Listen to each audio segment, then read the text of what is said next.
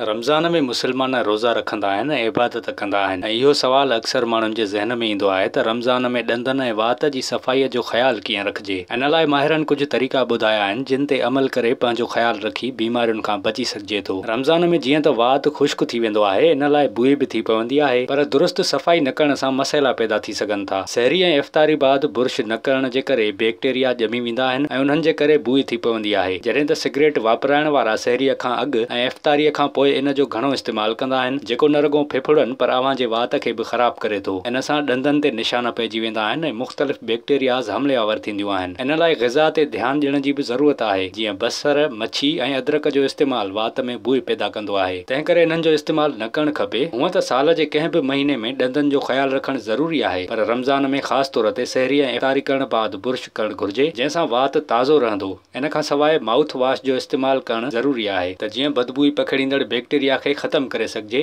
जॾहिं त तमाकु वापराइणु छॾे ॾिजे। चांहि, काफ़ी, कोल्ड ड्रिंक या मसालेदार खाधनि खां बि पासो कजे, छो त इहे शयूं जिस्म में पाणीअ जी खोट जो सबबु बणिजनि थियूं। मिठियुनि शयुनि जो इस्तेमालु बि घटाइजे। बुर्श कंदे वक़्तु पंहिंजी ज़ुबान जो बि ख़्यालु रखिजे। इन खां सवाइ अव्हां खे ॿुधाईंदा हलूं त पाण सॻुरनि जी सुनत मूजिबि मिसवाक जो इस्तेमालु बि करे सघिजे थो। हिक तहक़ीक़ मूजिबि मिसवाक में 29 कुदरती शयूं मौजूदु आहिनि, जेके अव्हां जे वात ऐं ॾंदनि खे सेहतमंद रखनि थियूं ऐं अव्हां जे ॾंदनि ऐं महारनि खे बीमारियुनि खां बचाइनि थियूं। हिननि असूलनि ते अमल करे अव्हां रमज़ान में सेहतमंद रही सघो था।